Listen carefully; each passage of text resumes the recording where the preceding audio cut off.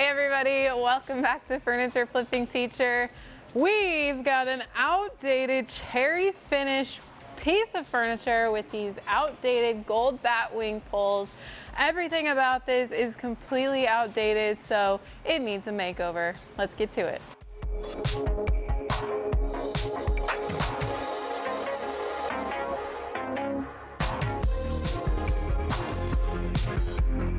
No hate to you if you like the batwing poles, but they're just not my cup of tea, and I just feel like when you see the batwing gold poles, it just screams like, I don't even know what decade, but 70s, 80s, 90s. So we are now in 2024. We need to update this piece of furniture. It is a nice dark cherry finish, but it's seen better days. So we are gonna lighten it up a little bit. We're gonna replace the hardware. I've got something fun planned for down below as well. First things first, we're going to remove this batwing hardware.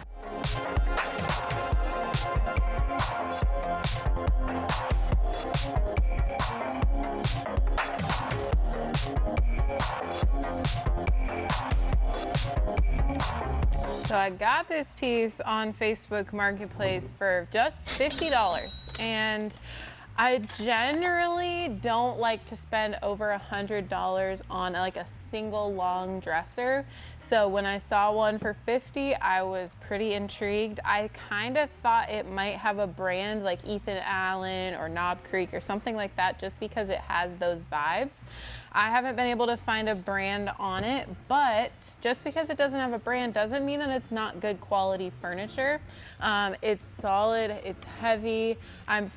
I'm not 100% sure yet. I haven't done a ton of looking, but I'm pretty sure this is a sheet of veneer on the top, which is not a bad thing. But like I said, it's heavy, it's well made, and I think that it makes a great candidate for a flip that you don't have to put a ton of money or work into, but you can really just change the look of it. So like this could be a perfect candidate even if you're not flipping for a profit, but you're looking to flip furniture for your own home.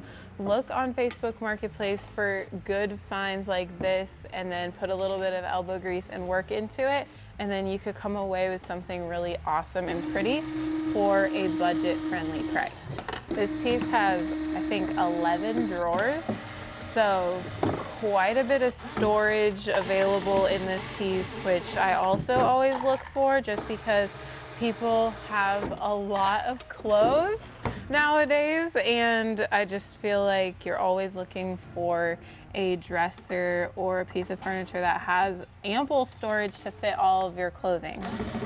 All right, now that all the hardware is off, it's time to clean.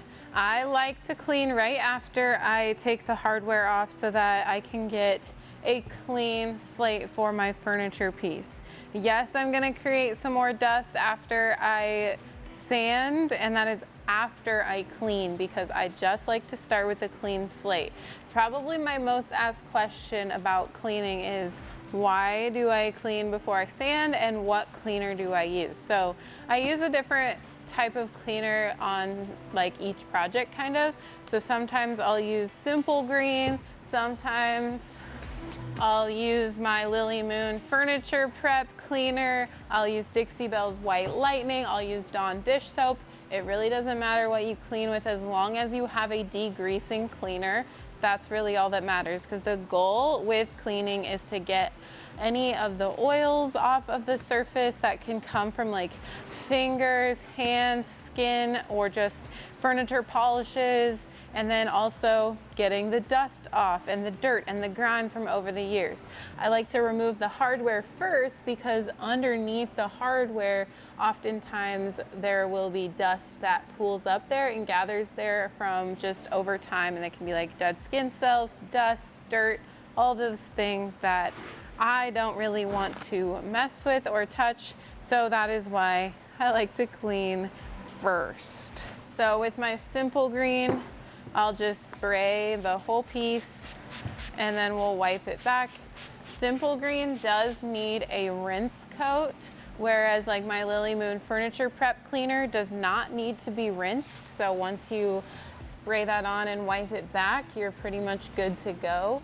But for the simple green, I'll just use some clean, fresh water to rinse everything once I get this all cleaned off. All right, now that I'm clean most of the way, I am gonna take these drawers out and I am gonna label them underneath so that I know exactly where they belong, because there's all different types of sizes of drawers on this thing and I don't want to get confused when I'm putting them back in. So one of the first things that I want to do on this piece, now that we've got it all cleaned, is to fill in the hardware holes. I knew immediately that I was going to be replacing the hardware on this piece, so I figured let's go ahead and get a round of wood filler on so that it can harden up, and when I am scuff sanding I can just go ahead and sand back the wood filler that is extra. I'm going to be using the JB Weld. It is similar to Bondo. It's a two-part epoxy. It's got a cream hardener and the concoction that's in the can. So I'm going to go ahead and mix some up so that we can go ahead and fill all of these holes. I'll also go ahead and fill like any imperfections while I'm at it. I might not catch them all, but after my first round of primer, I'll definitely be able to see them a little bit better. Sometimes it's kind of more difficult to see the imperfections on the darker finish, but the minute that you put like white primer on, it pops right out, so you should be able to see it after that. All right, so I've got my one solution there, and then the cream hardener will go on just like so. I just like to cut up old cardboard boxes to give me a little palette, because then I can just toss them once the Bondo is hardened on there. And if I interchangeably use this, call this Bondo, that's just because I'm used to working with Bondo.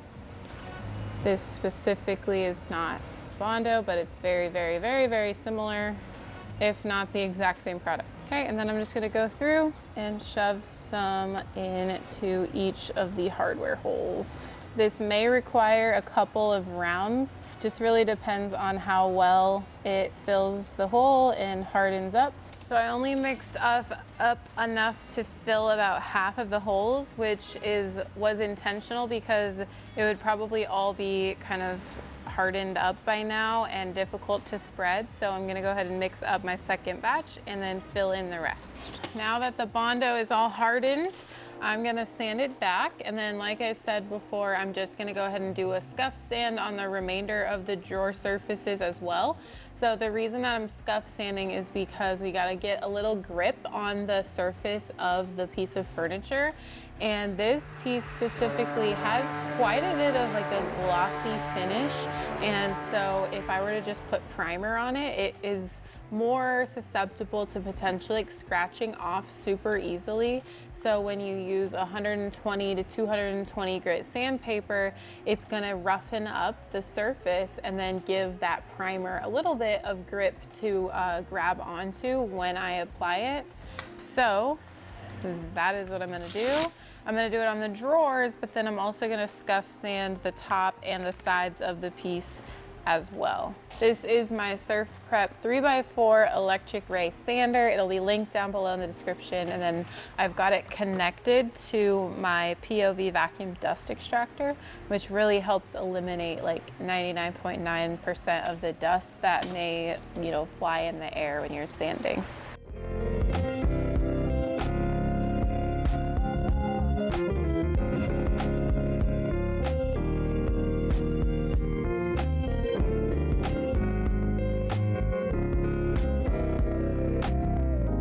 Okay, I got all of the dresser, the drawers, everything sanded down, scuff sanded, and then I wiped back the dust as well with some more of the furniture cleaner, but then also I took a tack cloth and I did it because there was just a lot of leftover dust on this one.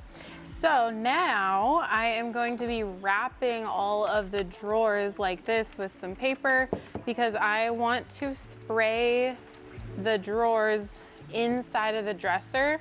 And in order to do that, I need to protect the insides because I'm gonna have them pulled out just a tad bit so that I can still get the edges of the base of the dresser. It'll all make sense in a minute, but long story short, I'm gonna use this brown paper to wrap these up.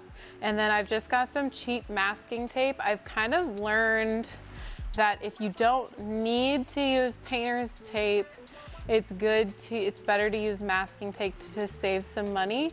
So like on this, I don't really need it for like, you know, straight lines or really solid lines. I just more need it for holding on this paper. So I'm gonna save a little bit of money, use the masking tape, which is maybe like $2 or $3 a roll versus the frog tape that's like $10 a roll. And so it kind of goes by fast. I go through it a lot. So in the long run, I feel like it will save some money. Before we spray on the primer, I am going to take a look at the bottom of this piece because I want to change it out. In my opinion, this little frilly, scallopy edge down here for the base, just again, kind of like the hardware, is pretty outdated in my opinion. So I want to see if we can go ahead and remove the base, and then I'll be adding a new base onto the bottom. Now, originally I thought that this like curved portion was separate of this little detail right here, but upon further looking, it looks like it's all connected. So I'm kind of just winging it with how I'm gonna dismantle this. There's always, okay, I'm not gonna say always, there's most of the time screws on the bottom of the piece that holds the base on, and then potentially some glue. So I'm gonna first go ahead and take my screwdriver and unscrew all the screws that I see, and then we will see if we need to pry anything off. And then also sometimes it takes like a saw to get some of it off because it's all like one piece with the side, which I'm pretty sure is the case with this piece. So we will just be completely dismantling this whole piece of furniture. All right, well, that was much easier than I thought. But like I said, this part is actually a part of the side of the whole dresser itself. So I'm gonna need to take like my circular saw or my jigsaw and cut this piece off of both edges. And there's a good line there for me to follow, so this shouldn't be too hard. So taking off the base like that was actually a lot easier than I thought. It kind of went from, oh, this is gonna be easy, to like, oh crap, this is gonna be hard, to, oh, it really wasn't that bad. So kind of lucked out on that. But now, before I prime, I'm gonna go ahead and measure for my base, because while the primer's drying, I wanna go ahead and work on my base and start to build it. So I wanna get the measurements now. So for the base, I'm gonna want to do like we need to measure the sides, which is 18 inches. And I'll go ahead and take off the 3 inches for the legs afterwards. So this is like this is actually how long it is gonna be. And then for the front, it's like we've got 58 and one more than a half. 1, 2, 3, 4, 5, 6, 7, 8, 9. 58 and 9/16.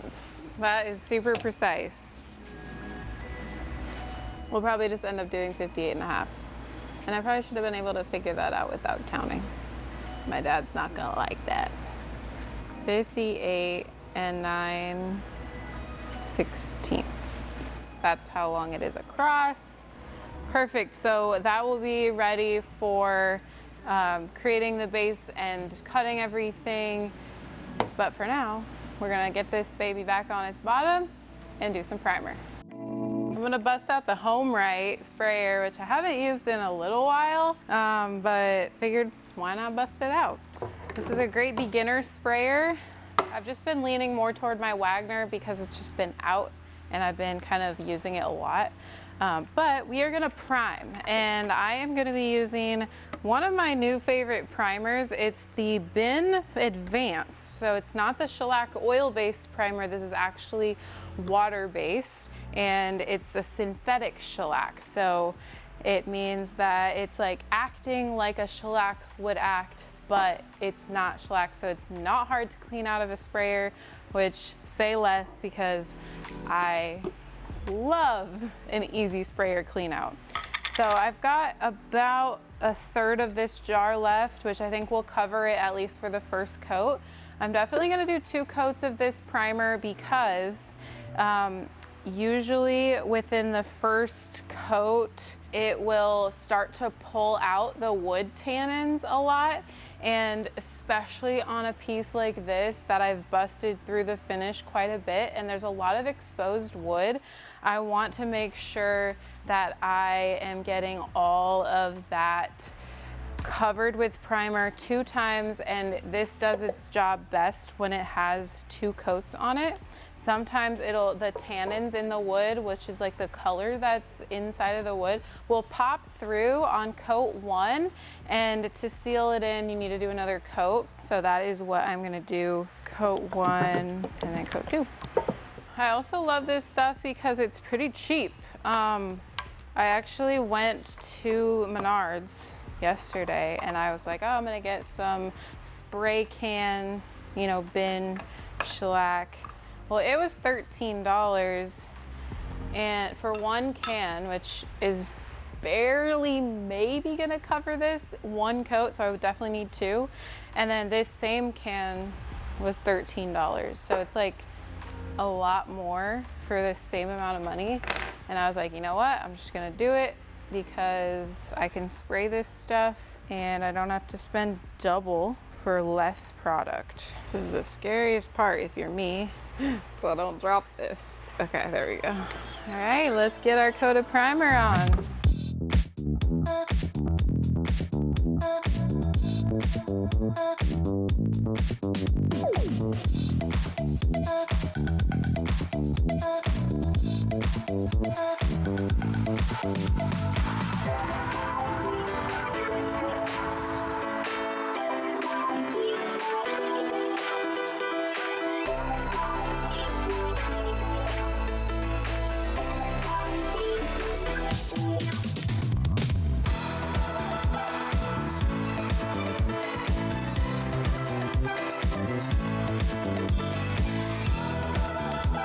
Is what I'm talking about, the bleed through. I knew this was gonna happen because I'm pretty sure this is like cherry or mahogany wood. So when they're like a deeper, darker wood tone like that, the chances of them bleeding are much, much higher, and you just like kind of learn that over time. So this is coat 1, and again, coat 2 will help seal that all in, but these are wood tannins. This is like a prime example. If you ever see something like this pop through your primer or even your finish, this is your problem. It's the wood tannins. Time to build a base. Okay, I've got 3 different pieces of wood here, and I'm using red oak. When you're gonna build a base, you wanna use a harder wood, and red oak is a perfect harder wood. It's just gonna be like the most supportive. Other hardwoods are like maple, poplar, things like that. But you kind of want to avoid softer woods like pine because it's just not gonna be as stable as if you were to use the hardwood. So I've got a 2x2x4 here. These are gonna act as the actual legs on the corners. So I'll cut those down. And then I've got a 1x3x6 feet here.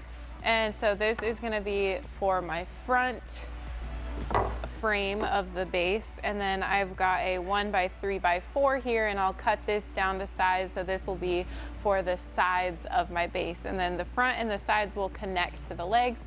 I'll show you exactly how to do it.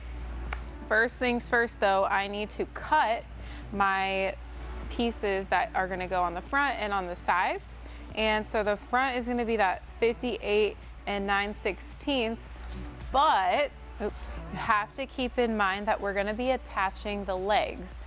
The legs are 2 inches, a 2x2, But actually, for some reason, wood is weird, and they decided to cut it down to actually be 1.5 inches by 1.5 inches. So if you have 1.5 inches on one corner and 1.5 inches on the other corner, that means that it's 3 inches total that these legs are gonna take up, which means I need to subtract 3 inches from my 58 9/16 inches. So it's gonna be 55 9/16 inches that I need on my front piece here. And then the same thing goes for the sides, because there's gonna be 2 corners on the sides. So I'm gonna have 2 legs, which is gonna take up 3 inches of space. So that is originally 18 inches, but it will now go to 15 inches for each side. Let's get to cutting. All right, I got the side pieces and the front piece cut, but now it's time for the legs. So for the legs, it totally depends on your preference on how tall you want them to be. I like to try and make sure that the piece of furniture is still like a standard height of furniture. So once I took that base off, I noticed that the dresser is only 28 inches now, which is maybe like the height of a potential nightstand. So it's really short and I need to elevate it up a little bit. Sometimes I've done 4-inch legs, I've done 5-inch legs. This one, I think I'm gonna go ahead and bring it up to 6-inch legs so that the total height of the dresser at the end is going to be 34 inches. I feel like that's pretty standard, and that's gonna be, you know, right about this height or so. So I'm gonna make 4 6-inch legs, and then I will have some leftover wood for a future project. All right, got it all cut. This is how it'll kind of end up looking. I will need to screw it all together using pocket holes and my Craig jig. So before I do that though, I'm gonna take this time to go ahead and head back to the piece, sand down this, like smooth out the primer, and then spray coat number 2.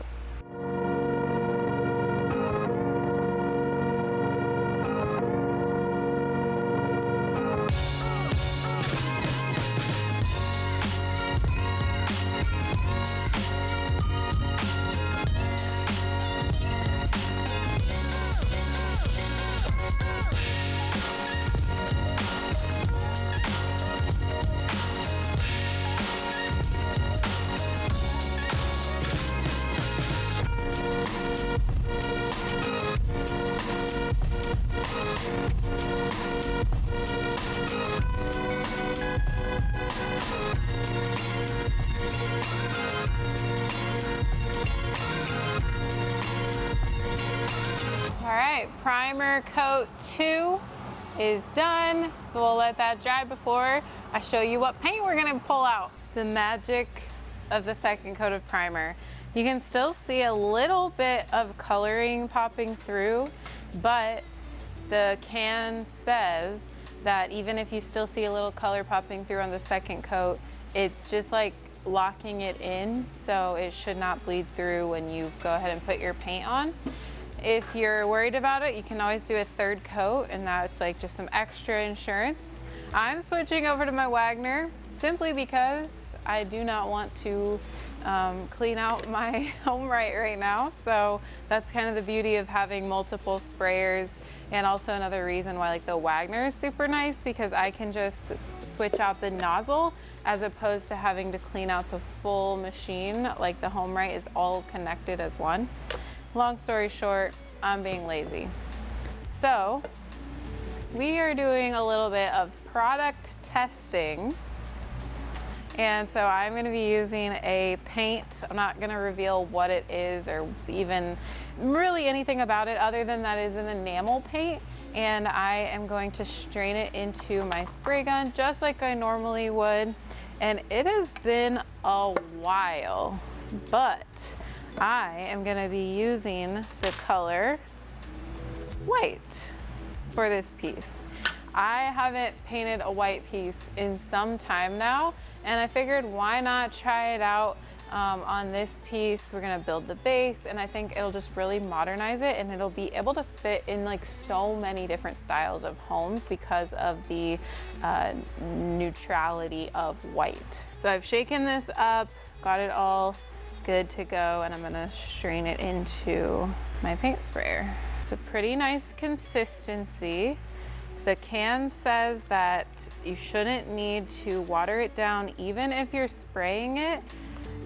So the only reason that you might need to water it down is if like you like your paint really, really runny when you're spraying, but I can see why you wouldn't need to water this down at all because it's a really good consistency. It's not too thick, so it'll go right through the sprayer.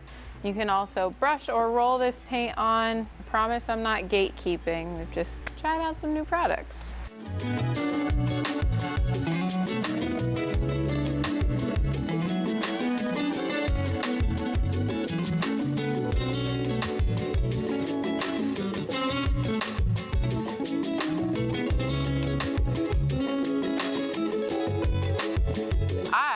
Really liked the way that that sprayed on. I know white on white primer is really difficult to see on video. It's really difficult for me to see where I've sprayed as well, but I kind of like to look, you know, to see the reflections, making sure that everywhere is covered evenly. But this specific paint, since it's an alkyd enamel paint, it does need 8 hours to fully dry and cure up before I can do a second coat. That's why we kind of did it later on in the day, so it's gonna dry overnight, and then tomorrow I'll come back and I'll do coat number 2 and we'll build the base.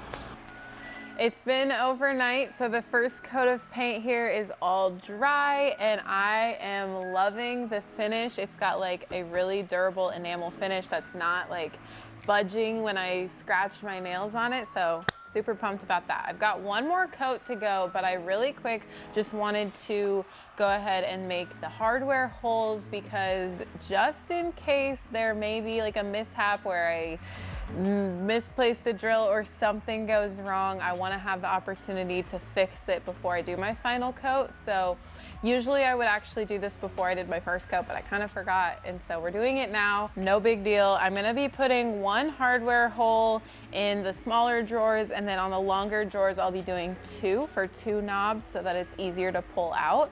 But I'm just going to use my hardware placement jig here and my drill, and we're gonna drill some holes.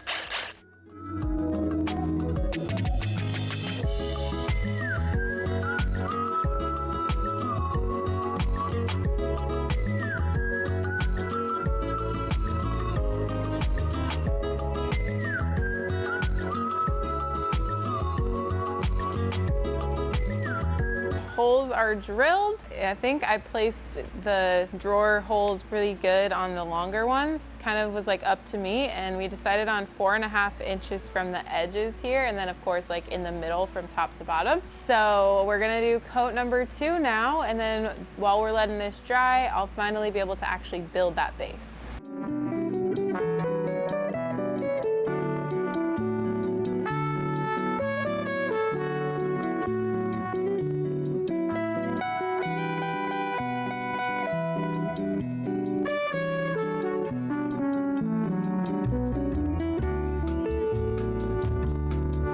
Got my Craig jig here. This is the 720 Pro. It is the most expensive one, but I feel like it's the most simple and user-friendly one because it basically measures everything for you. All you've got to do is pop your piece of wood in here, and then now we just drilled the holes. So kind of takes out some of the guesswork as far as like what measurements your clamp should be and things like that, where it just knows automatically that this is a 3/4 inch piece of wood. So I've got my Craig screw drill driver bit here, and this is going to help me make my pocket holes so that then I can use them to attach the base all together, as well as attach the final base to the bottom of the dresser. So you start with 2 on each side, so we'll do 2 more on the other side as well. These are the holes that it's going to connect to the feet, the actual legs. And then we're gonna do that on both of the side pieces. And we'll also put the holes on each end of this longboard too. If anybody knows why the collar of my drill piece here falls off every single time I use it. Please tell me how to fix it, because I tighten it so tight and it still falls off like every single time. It's really annoying to put it back on every single time. The collar, it just tells you where to stop as far as like how far your drill goes in. Okay, so now that we've got all of the end ones, we're gonna do ones to actually allow it to connect to the bottom of the dresser. So we want to make sure that they're all facing the same direction, and that means that they're going to be facing up toward the top here, so that this will be able to screw right into the bottom. For this step, you don't necessarily have to do like 2 screws in each section. Sometimes I do, sometimes I don't. If you have 2 screws in each section, it'll be maybe a little bit more stability and ability to connect it. But if you do, you know, maybe like 2 holes and then 1 hole in the middle and then 2 more holes on these shorter boards, that's okay too. Okay, it's time to put this baby together. I'm gonna use a little bit of wood glue at the joints just for some extra insurance. And then remember that the holes that are gonna connect the dresser need to be facing upward. If they're facing the opposite direction, then you're gonna have to take apart your whole base and basically do it all over again. Trust me, been there, done that, and it is not fun. So just remember that before you start. And I've got the Craig screws. These are 1 1/4 inch screws designed specifically for hardwood, because remember I told you that we are using red oak, which is a hardwood, and it's going to be like fine threads, so it's not coarse threads. And then they have square tops, so you need this specific Craig screwdriver bit, because it'll allow you to get into the pocket hole. Sometimes the wood can split, so just going slow and making sure everything is really tight is the best. Like perfect. And then I'll wipe back that extra glue. And the main thing you're looking for is for the front and the leg here to be flush, as well as the top and the leg at the top of it to be flush as well. So that way it kind of looks like it's like all one piece at the end of the day.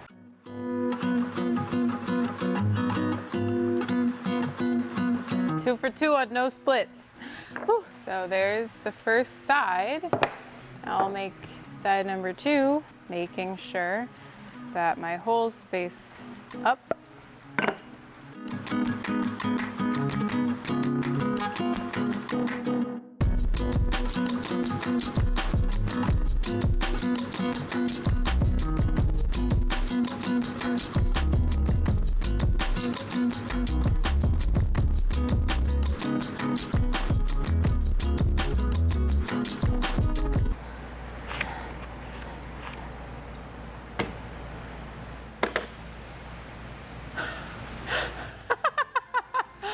I take that back.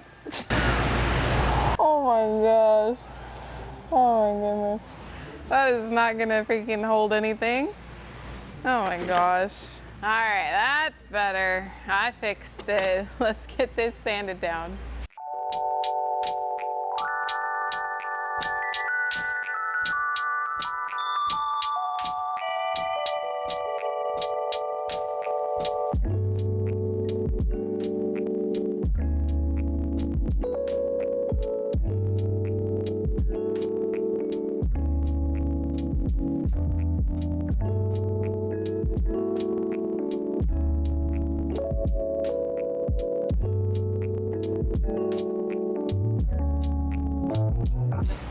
Let's get the hardware on.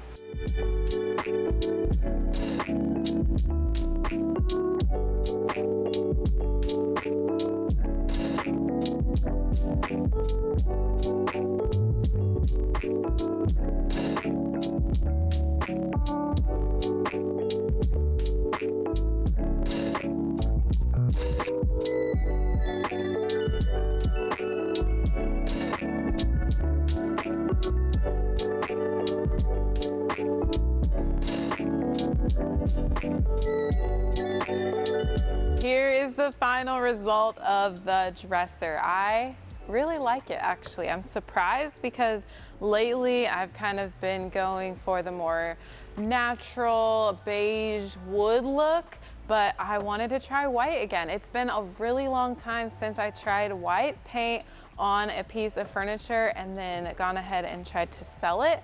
Now, I will say it has been listed currently for about 2 weeks now, and as you can see, it's still sitting here with me today. I had it listed at $725, and since I wasn't getting any bites on it, I decided to, that was kind of a little bit on the higher end for this size of a piece, and so I decided today actually to relist it. So I deleted it completely, used the same photos, but I relisted it at $650. So we'll see if this sells at that price and how long we are going to hold on to it for. I'll update you with that in another video, or you can follow us over on Instagram so that you can get some more real-time updates. But let's talk about the numbers of this piece real quick. So for the piece itself, I got it for $50 on Facebook Marketplace, which is a really good price for a nice solid dresser like this. And then the primer, I paid $15 for. The paint that I use, as I told you, we're doing some product testing, so that was a gifted paint to me, so I didn't pay for the paint. And the hardware was $20, and the base here, I had to pay $40 for all of the wood to make that base. Then miscellaneous things like sandpaper, tape, Bondo, and all of those small materials that I use, they add up, so it's important to still factor that into your cost. So we're gonna say $10 for this project. So we're in at a total of $135, and I've got it listed at that $650, so we've got a potential profit of $515. Now, I mentioned this hardware. You might actually recognize it from a few flips back. A lot of you guys recommended that I change out the hardware that I originally had on that set that I'm referencing. So I decided to take you up on that idea, and I instead used that hardware on this piece of furniture. And then right over here, I updated this 3-piece set with some black knobs, as a lot of you guys suggested, and thank you guys so much for that suggestion, because just a few days after I listed it with the new hardware, I ended up selling it for full price at $1,550, and then we're also going to be delivering it just to the garage this time for $150. So that's gonna give us a total profit of $1,220. You can tell that, like in that little experiment that I just did, that hardware truly matters for, you know, it's kind of, it can be a make or break for the selling of a piece of furniture. So if something isn't selling, you know, instead of painting it a whole different color or scratching the whole design, maybe try just changing out the hardware and seeing if that helps you in any way, shape, or form. You could even update the colors like I did. I got completely new hardware, but they are just the same knobs in a different color. I could have even done some gilding wax over the top of these more bronzy copper ones. But I hope you guys enjoyed this video. I'll update you when this guy sells over here. Thank you guys so much for watching. We'll see you next week, and I'll see you on the flip side.